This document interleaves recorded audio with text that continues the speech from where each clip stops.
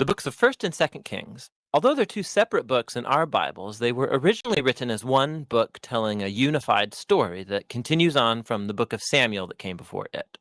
So David has unified the tribes of Israel into a kingdom, and God promised that from his line would come a messianic king who would establish God's kingdom over the nations and fulfill the promises made to Abraham. So the book of Kings tells the story of the long line of kings that came after David, and none of them lived up to that promise. In fact, they run the nation of Israel right into the ground. The book is designed to have 5 main movements. The story begins and ends focus on Jerusalem, first with Solomon's reign and the construction of the temple, and then in this last section ending with Jerusalem's destruction and Israel's exile to Babylon. And the story leading up to this tragedy is what makes up the center 3 sections, which explain how Israel split into 2 rival kingdoms, how God tried to prevent the corruption of Israel by sending the prophets, and how exile became the unavoidable consequence of Israel's sin.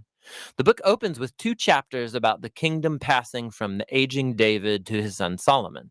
And David's final words to Solomon, they're very similar to those of Moses and Joshua and Samuel to the people. It's a call to remain faithful to the commands of the covenant and to give allegiance to the God of Israel alone. But David's words ring somewhat hollow here because David and Solomon then go on to conspire how they're going to consolidate this new kingdom through a whole series of political assassinations. It's not off to a great start. Solomon's brightest moment comes when he asks God for wisdom to lead Israel, and he even completes David's dream to make a temple for the God of Israel. Here the story actually stops and describes the design of this temple in detail, just like the tabernacle design in the Torah. There's all these gold and jewels and depictions of angels and fruit trees. It's all symbolism echoing back to the Garden of Eden. It's the place where heaven and earth meet, where God's presence dwells with his people. But no sooner does Solomon finish the temple that he makes some really horrible choices and the kingdom falls apart. He starts marrying the daughters of other kings, hundreds of them, for political alliances. And then he adopts their gods and introduces the worship of those gods into Israel. Solomon then accumulates huge amounts of wealth. He builds a huge army. He even institutes slave labor for all of his building projects. Now, if you go back to the Torah and look at God's guidelines for Israel's kings in Deuteronomy 17, Solomon is breaking every one. So by the time that he dies, Solomon resembles Pharaoh, the king of Egypt, more than he does his father David. The next section of the book opens with Solomon's son, Rehoboam, acting just like his father. It's a very sad story of greed and lust for power. He tries to increase taxes for slave labor. And under the leadership of Jeroboam, the northern tribes reject this. They rebel and secede and form their own rival kingdom. And so now in the story, you have the southern kingdom, Judah, centered in Jerusalem with kings from the line of David, and now this new northern kingdom called Israel, whose capital will be Samaria eventually.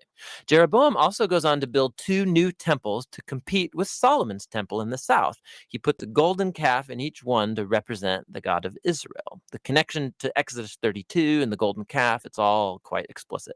From this point on, the story goes back and forth from north to south, tracing the fate of both kingdoms. Each one had about 20 successive kings, and as the author introduces each king, he evaluates their reign by a few criteria. Did they worship the God of Israel alone, or did they promote the worship of other gods? Did they deal with idolatry among the people? And did they remain faithful to the covenant like David, or do they become corrupt and unjust? And according to these criteria, the author finds no good kings in northern Israel, 0 for 20. And then in southern Judah, only 8 out of 20 get a positive rating, which connects to another huge purpose in this book, and that's to introduce the role of the prophets, key figures in Israel's history. So in the Bible, prophets were not fortune tellers. Rather, they spoke on behalf of the God of Israel, and they played the role of covenant watchdogs, which means they called out idolatry and injustice among the kings and the people.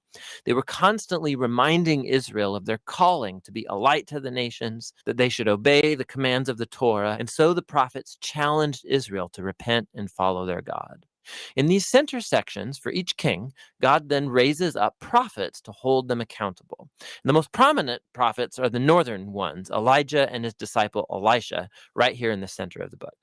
Elijah was a wild man of a prophet living out in the desert, and his arch nemesis was the northern king Ahab and his Canaanite wife Jezebel. Together, these two had instituted the worship of the Canaanite god Baal over Israel. And so, in a famous story, Elijah challenged 450 prophets of Baal to a contest to see which god was real. So they both build altars and pray to their gods, but only the God of Israel answers with fire.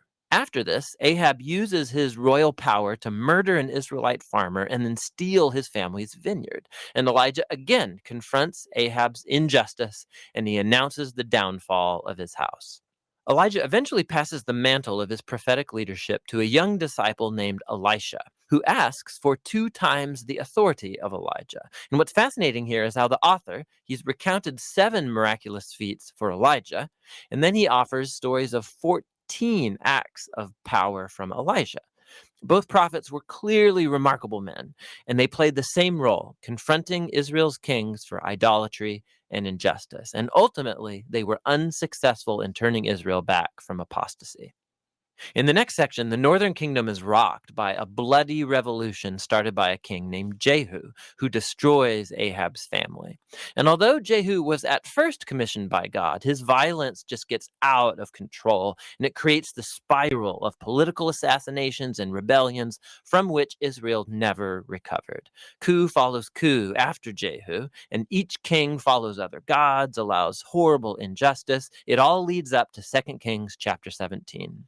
The big bad empire of Assyria swoops down and takes out the northern kingdom altogether. In the capital city of Samaria, it's conquered, and the Israelites are exiled and scattered throughout the ancient world. Now, chapter 17 is key. The author stops the story and offers this prophetic reflection on what's just happened. He blames the downfall of the northern kingdom on the idolatry and covenant unfaithfulness of Israel and its kings. And so, God has allowed them to face the consequences of their decisions. The final movement of the book tells the story of the lone southern kingdom. And here we meet some very heroic kings, like Hezekiah, who trusts God when the armies of Assyria come knocking on Jerusalem's door, or Josiah, who discovers this lost scroll of the Torah in the temple. So he starts reading it, he's convicted, and he institutes religious reforms to remove idolatry and Canaanite influences from the land. But Judah is just too far gone. The king, right in between these two, Manasseh, he's the worst by far. So he not only introduces the worship of idol statues into the Jerusalem temple, he also institutes child sacrifice. And so God sends prophets to say, the time is up. Israel has reached the point of no return.